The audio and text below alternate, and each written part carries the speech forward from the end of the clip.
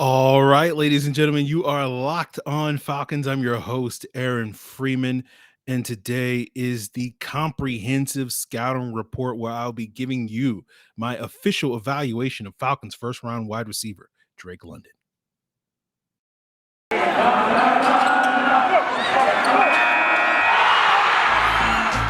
You are Locked On Falcons, your daily Atlanta Falcons podcast. Part of the Locked On Podcast Network, your team every day.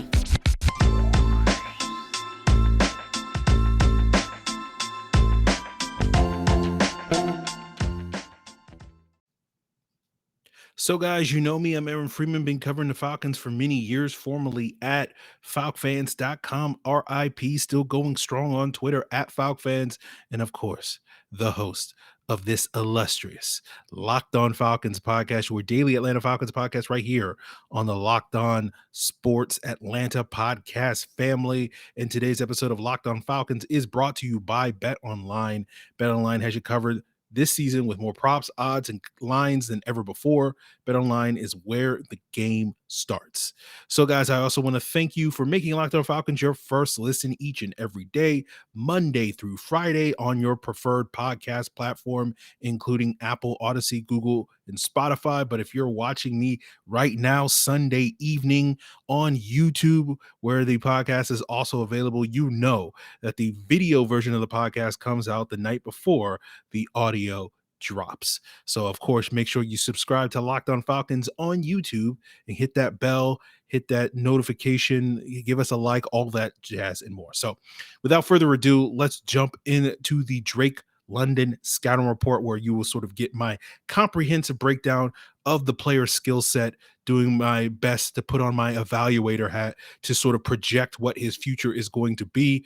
Later in the episode, we'll be talking, giving some player comparisons to really sort of hone in on where Drake London could be not only this year, but also in the future with development. So we'll get into that later. But first, let's just talk about the skill set.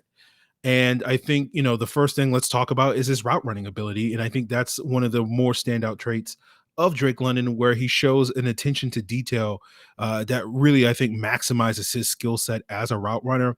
You'll see him use head fakes. You'll see him time his breaks to get the cornerback to bail on, those comeback routes and whatnot.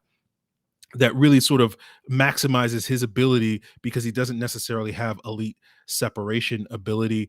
When it comes to the route tree that he ran at USC, especially this past year, a lot of it was outside the numbers because that's where he primarily played. A lot of sort of vertical routes like fades and goes, comebacks, out patterns. With the in-breaking stuff, a lot of it was slants. You don't see as many intermediate digs. That is kind of a staple of the Arthur Smith offense for the X wide receiver, but I don't think there's any reason to think that he won't be more than adequate running those types of routes, given his attention to detail. And I think the reason why he has to be a good route runner is he's not great at separating.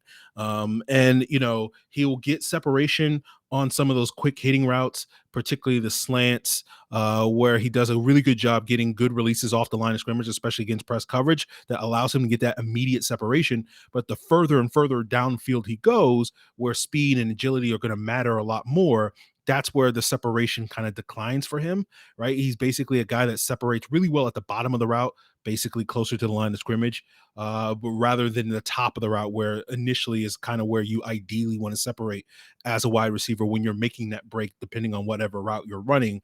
But I do think his route running prowess does make up for that to a certain extent. But again, in terms of his natural separating ability, that's lacking a little bit in terms of that natural speed and quickness and athleticism.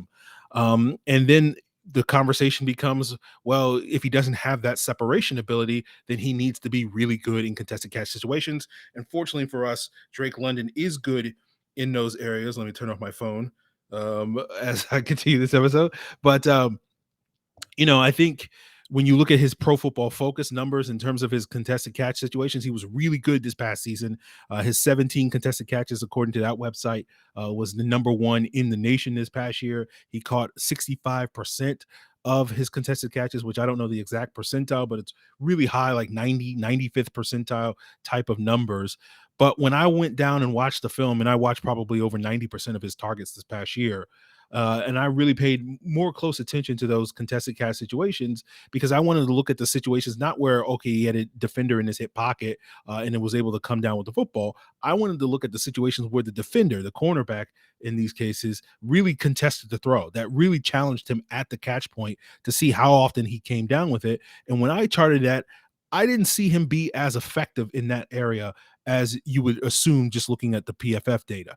Like I charted 18 targets of his where the defensive back was able to contest him primarily at the catch point, and he only caught about 7 of those, which is about 39% of those. So those numbers to me suggest that he may not be as great in terms of contested catches as some of the numbers suggest. I certainly think he has the potential to get better there because I think in some cases, a better thrown pass from his quarterback or him timing his jump better would have led to him, coming down with the football rather than it being broken up.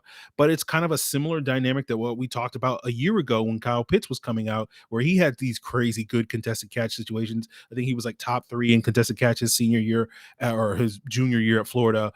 And then he caught like 58 or 59% of them, which was a really high number as well. But when you looked at sort of Kyle Pitts and some of these ridiculous catches he would make, like a lot of them were like away from his frame, where he would use that wingspan to catch them away from his frame. But anytime the ball was like in here and it was contested, like he didn't as often come down with those. And I think that was kind of reflected in Kyle Pitts' rookie season, where you saw a very high number of contested catch situations for him. He had more targets that were contested than any other tight end in the league, with like 33 this past year. But in terms of the percentage of them that were actually caught, he was about league average compared to other tight ends this past season.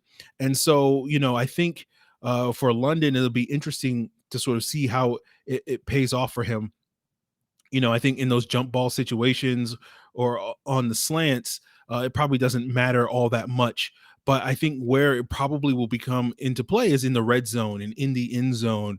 And we saw last year with Arthur Smith kind of being very vanilla, is probably even a generous way of calling it vanilla. It was just basically terrible if you ask me. But like a lot of the design plays that he had for Kyle Pitts in the end zone were just kind of simple lobs where he was just expected, Matt Ryan was expected to just throw it up and Kyle Pitts was going to get it. And I think that was a major contributing factor to why Kyle Pitts only wound up with 1 touchdown this past year, despite, expectations of him having much more than that and much more production in the red zone and being a very productive red zone player at Florida. And I do wonder sort of if London's going to be in a similar boat where if Arthur Smith's expecting, well, I can just have my quarterback just throw the ball up and these, 50-50 balls, they're going to be 80-20 balls with, this group of wide receivers. I don't know if that's really the case with both Kyle Pitts and Drake London, because despite their size in their frames or whatever the case may be, they may not be as sort of great at the catch point as I think things are indicative. So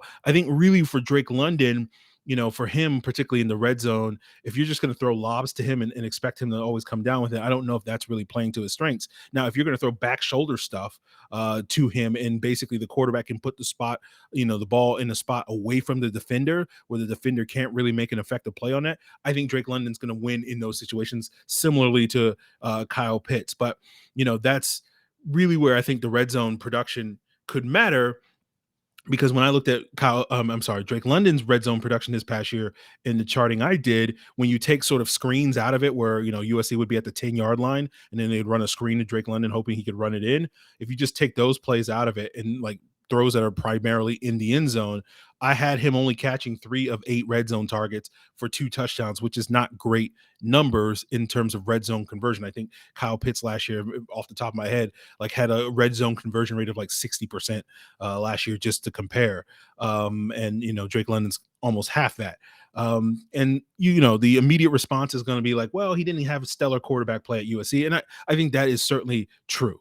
But I think the idea that Drake London and to a lesser extent Kyle Pitts are just automatically going to make a quarterback's job easier and make anybody an effective red zone thrower or whatever the case may be, simply because they're that good. I think maybe you can pump the brakes on that. It's not truly easy mode for the quarterback with these guys on the field. So I think in terms of the other aspects of Drake London's game that potentially stand out are his competitiveness, his physicality, his ability as a runner after the catch.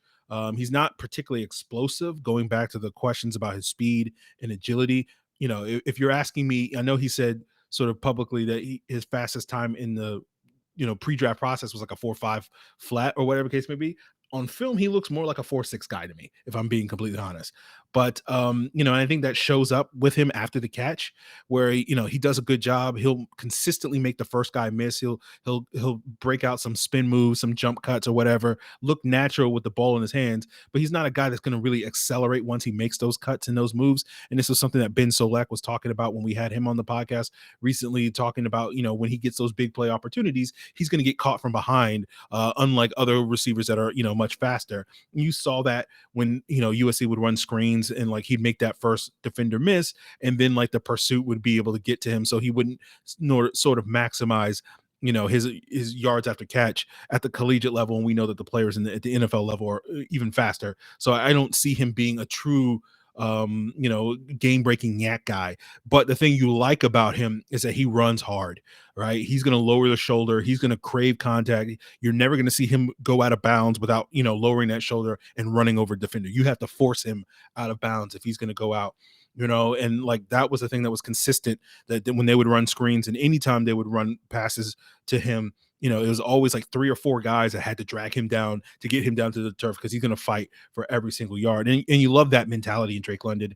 And that to me is the thing that you like the most about, like, that's his most standout trait, that kind of intangible competitiveness. And that's the thing that when you're, optimistic about his future in the league, from my perspective, like that's the thing that you want to tie it to, right? Like it's not necessarily, oh, he's blessed with like a unique frame, and like he's a big guy. Obviously, there's not that many wide receivers that are that big, but it's not that rare to come across like a 6'4", 220-pound wide receiver, right? Probably it's more common to come across a 6'2" or 6'3" wide receiver that's 210, 215. But again, like you're not massively bigger than a lot of the other guys that you're playing across from, or whatever the case may be in the NFL in terms of wide receivers, not cornerbacks. But what is rare is finding a guy that big that has kind of that old school mentality, where you're comparing him to like Jim Brown and Earl Campbell in terms of like just running and punishing guys.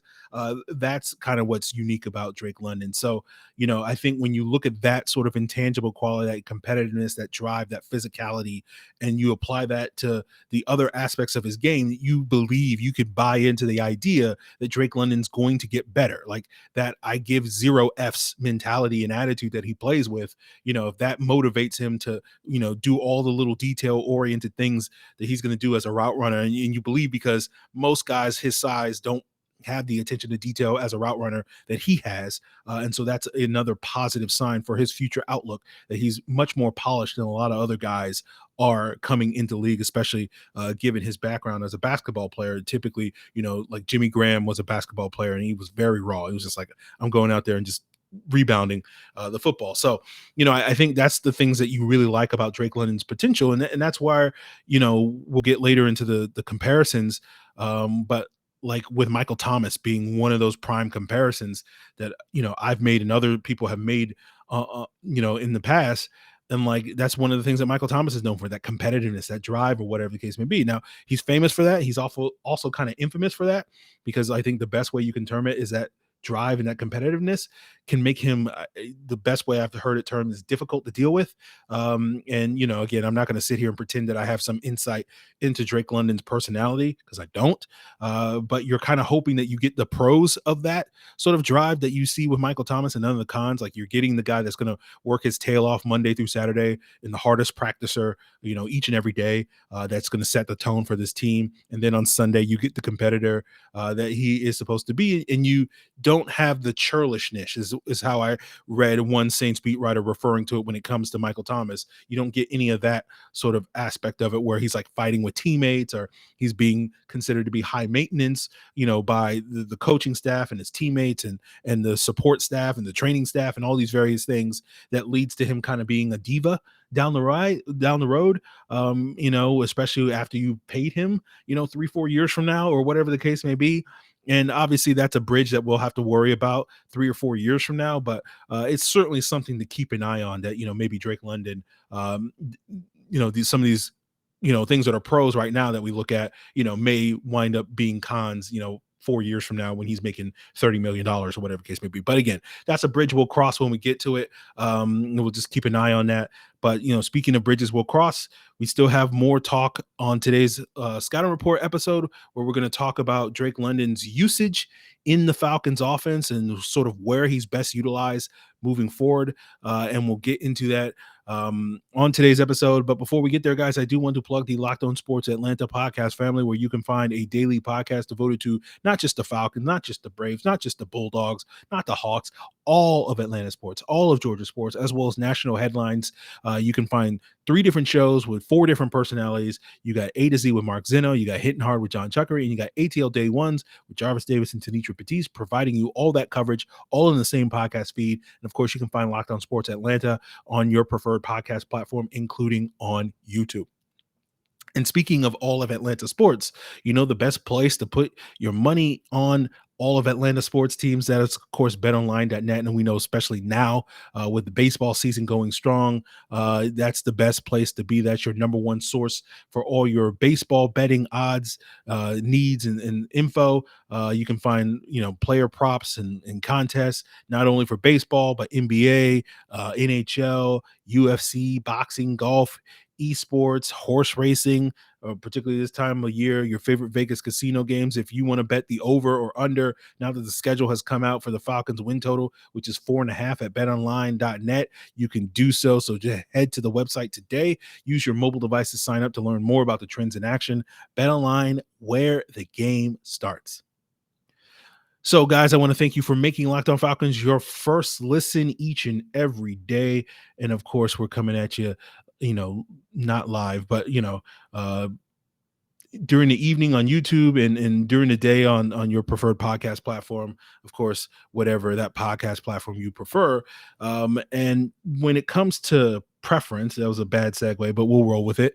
It's interesting to sort of see. I'm very curious to see how the Falcons decide to utilize Drake London. I think the assumption automatically when we drafted him, given his size and physicality, was like, oh, he's going to be the X wide receiver in this offense. But in lieu of the Bryan Edwards trade, you kind of wonder a little bit, like maybe the Falcons don't necessarily see him in that light, and maybe they prefer to see him as the Z wide receiver in this offense, which kind of makes sense, because I think you can make the argument that his skill set may be more like a Z than it is an X.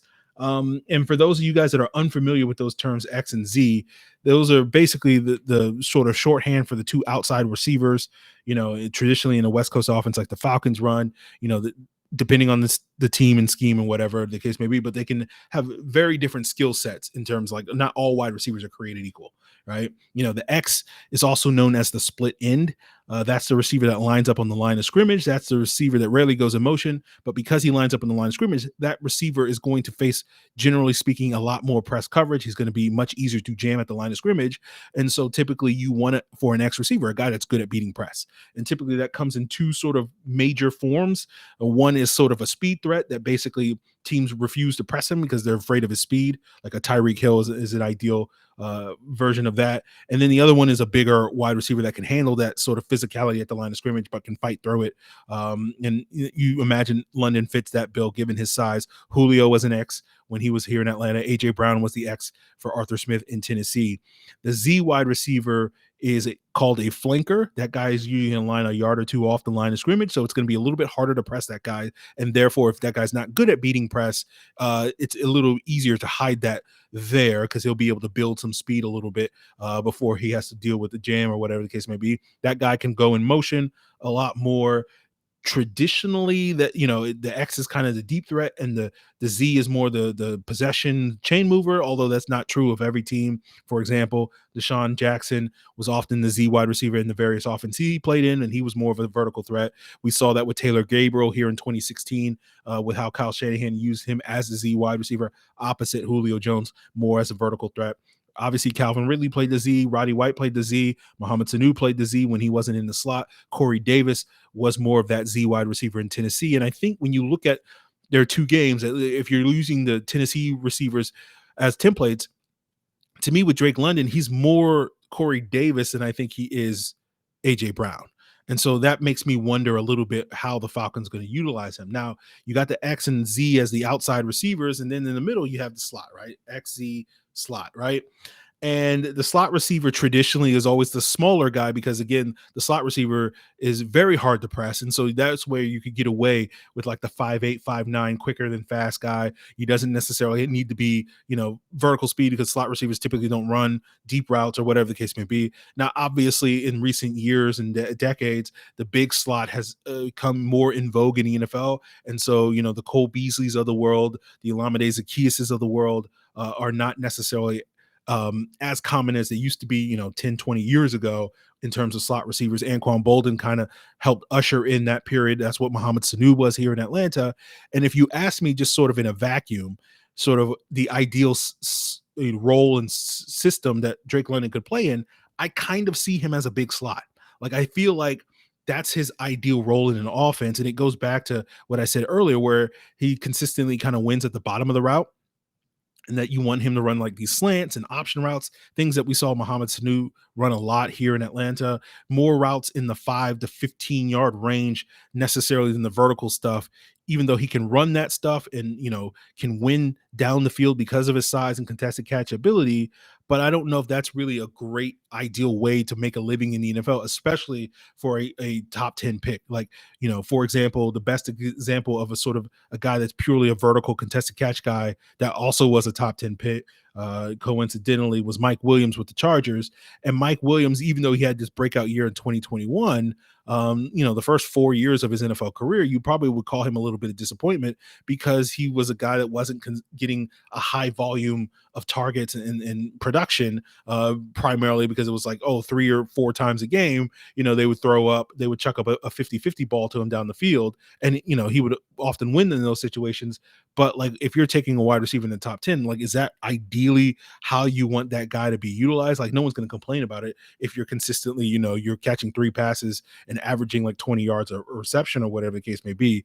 But I think when you're taking a guy this high in the draft, you want that guy to be kind of a go-to high volume, down in and down out. And it's not just, 1st and 10, at the 40-yard line, let's throw a ball to Mike Williams. It's like 3rd and 6, or 2nd and 8 on any situation. He's the guy you're going to go to. And I don't think Mike Williams has consistently been that guy. And you want Drake London to be more that guy. And I think that's owed to him being more of sort of a big slot. And so I wonder a little bit if, Drake London is going to give you that reliable number 1 wide receiver production, a guy that's going to get you 5 or more catches a game, 8 to 12 targets a game, which is sort of typical in the NFL for a number 1 guy. Because I do wonder, and I wonder that mostly as an outside receiver, because I wonder, with the corners being bigger, stronger, faster, longer, etc., in the NFL than they were in college, I don't know if he is as physically dominant in those areas to really consistently win against those guys. And so I think more valuable for his skill set is to get him matched up in the slot where he's going up against typically smaller, more finesse nickel corners. Because again, nickel slot guys aren't expected to press like outside receivers are going to do. And that gets us into the conversation, going to the comparisons, which we'll get into further, but goes back to the Michael Thomas conversation, where I feel like that's kind of what you're looking at. Michael Thomas spends about 30-35% of his snaps in New Orleans playing in the slot. He's very productive in that role. Like, his production as a slot receiver is comparable to like elite production in terms of outside receivers. Like, his yards per route run purely out of the slot in 2018 and 2019, the last 2 years where he was fully healthy, is better than Julio Jones's production overall was in 2016, which was his most productive season when using PFF's yards per route run metric. So, we give Michael Thomas a lot of grief on him being, the slant king or slant boy or whatever the case may be.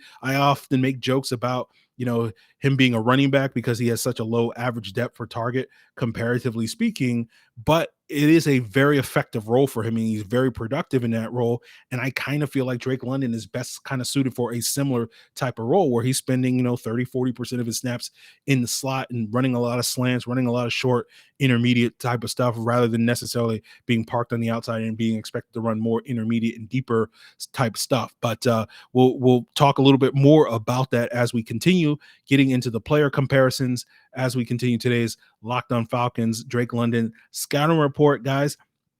But before we continue this episode, I want to tell you about Built Bar. You've heard me plug Built Bar 1,000 times on this podcast. You know about them, the protein bar that tastes like a candy bar, but they're better than the candy bar because they're low in sugar, they're high in protein. But let's be real here, guys. Like, Built Bar is good to us at Locked On. Occasionally, they'll send us free samples of some of their newer flavors. They sent me a box of their birthday cake puff. That's the, marshmallowy white chocolate sprinkles Built Bar.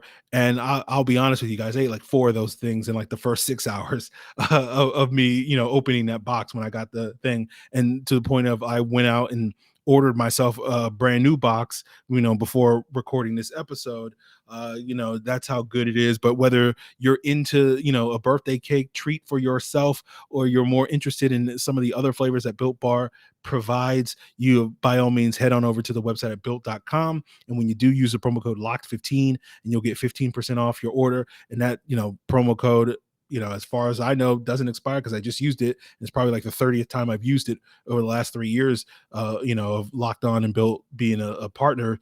So you guys can use it as much as you want. Spam that promo code locked15, LOCKED15 for 15% off at built.com. So, for those of you that are relatively new to the podcast, since the last time we really did these comprehensive scouting reports, which was last, May and June for last year's draft class, sort of the big selling point that I often say for this podcast is like, you're going to get a 3 player comparisons. You're going to get a floor, you're going to get a ceiling, and then you're going to get an eye level. And for me, what I think the floor is what a player is day one stepping into the NFL. So what Drake London is going to be week 1, going up against the Saints, that's the player I'm going to compare him to. You can expect that same comparable level of performance and production.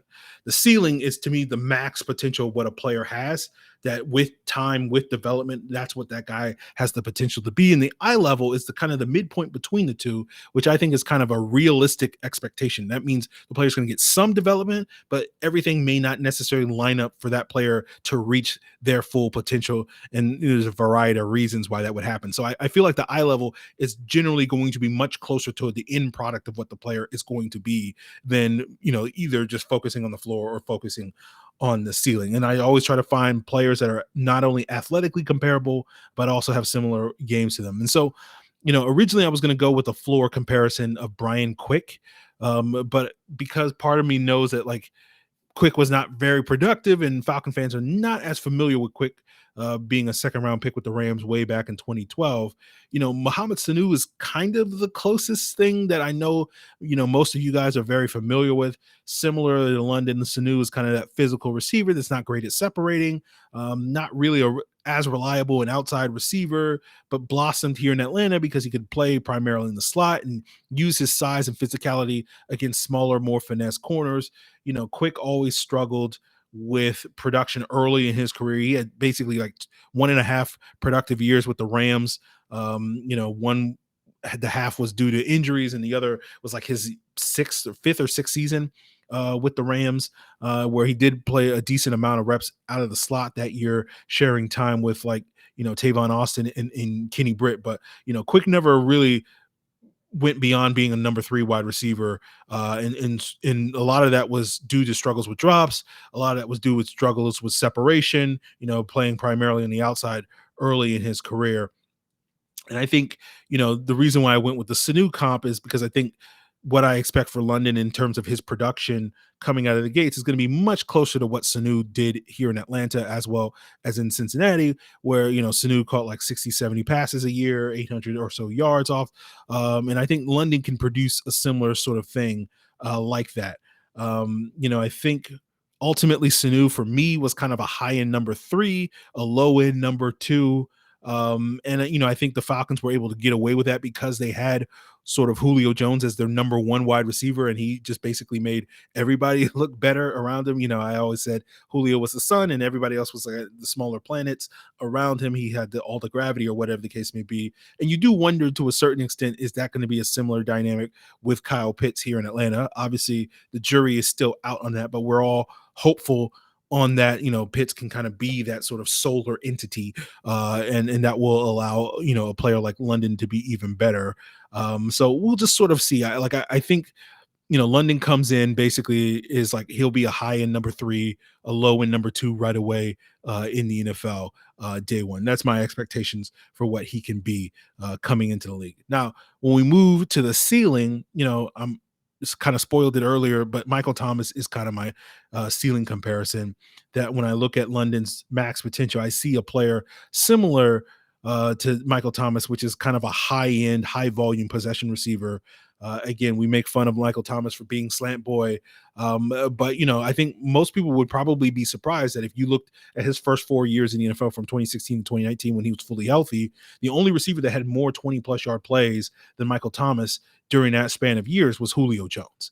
Now, when you compared Michael Thomas's high volume of catches to the number of explosive plays, it was less impressive, right? Like Julio was consistently catching like 25% of his passes were going for 20+ yards. And you compare that to guys like Mike Evans and Antonio Brown, it was in that 20-25% range as well. With Michael Thomas, it was like 15% of him. So again, he's not necessarily known for the explosive plays, but he gets his fair share of them is more the point. And I think, London can be a similar player, although I do think he has probably more potential as an explosive playmaker because of his ability to win down the field on some of those jump ball situations, and certainly will have an opportunity to do so, particularly given that I'm not as convinced that he's going to be expected to play a Michael Thomas like role in the future, or at least immediately right now in Atlanta. I know, Arthur Smith has talked about moving him around, but we'll sort of see. I'm very curious to see how they utilize Drake London, but I do think with improved route running and whatnot,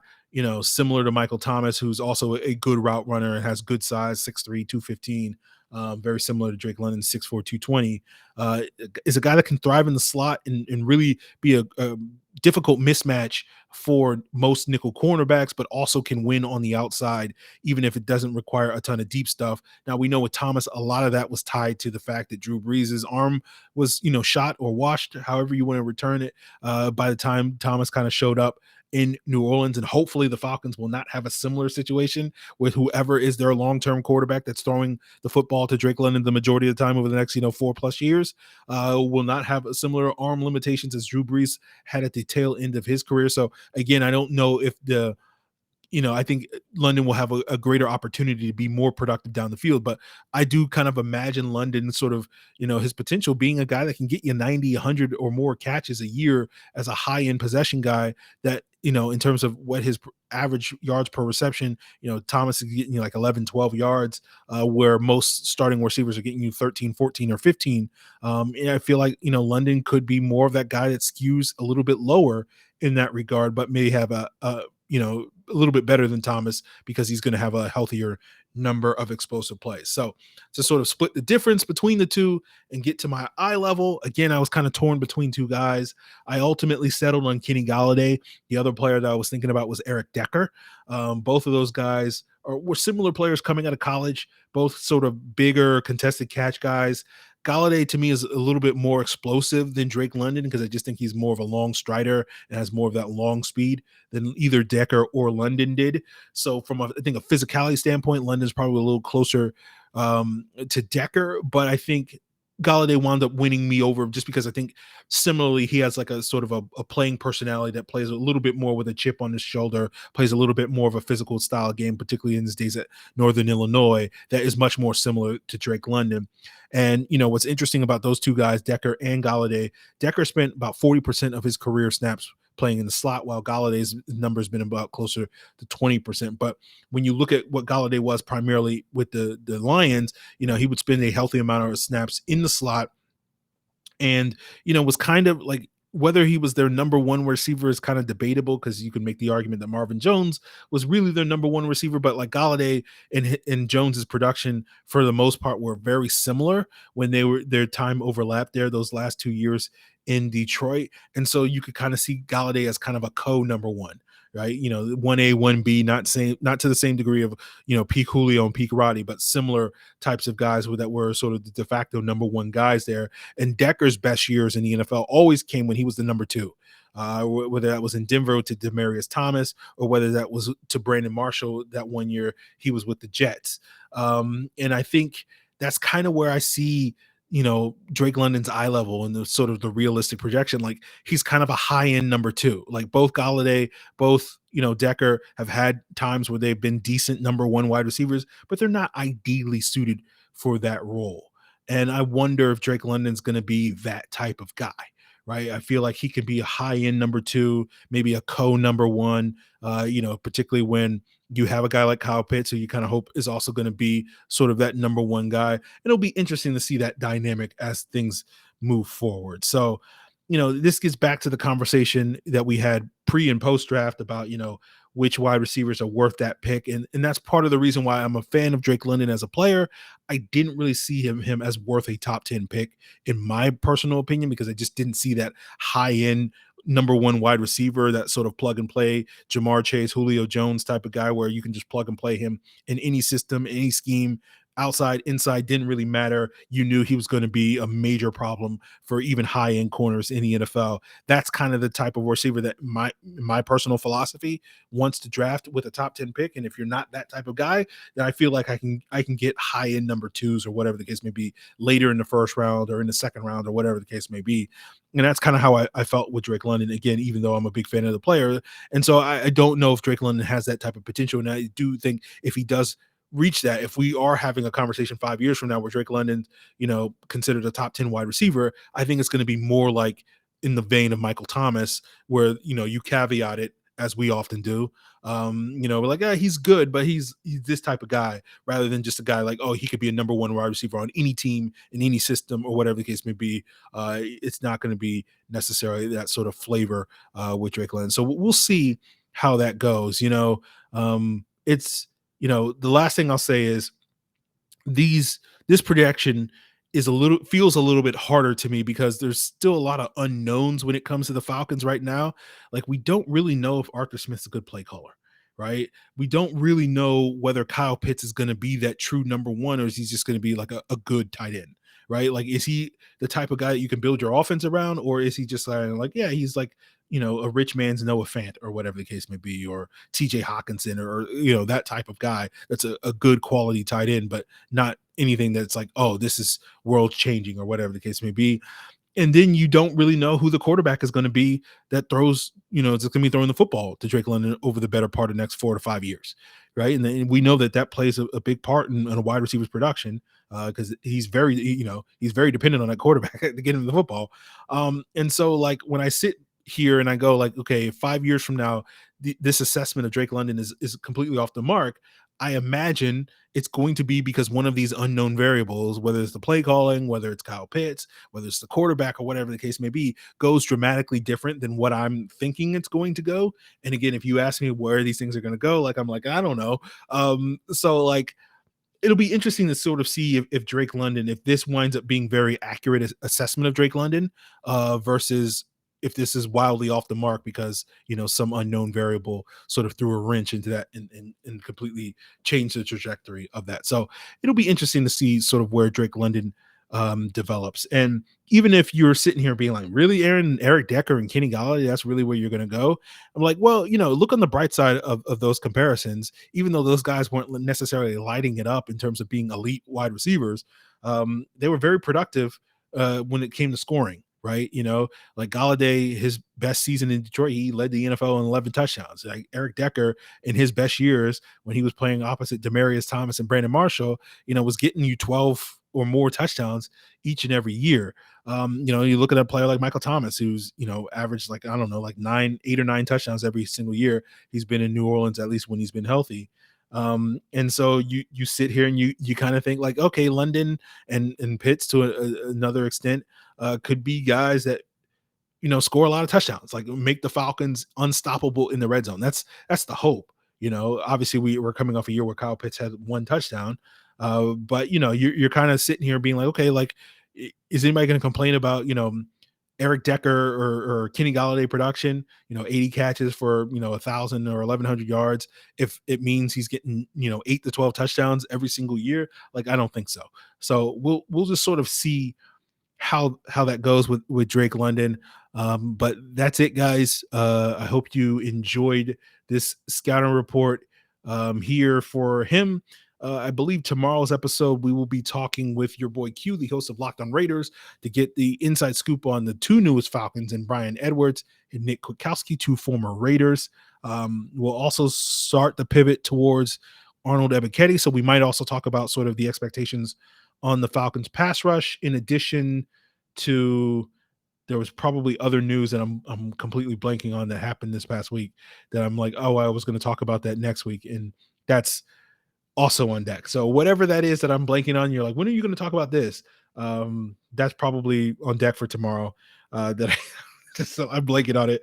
But yeah, we'll start the pivot into more Arnold Ebiketie stuff.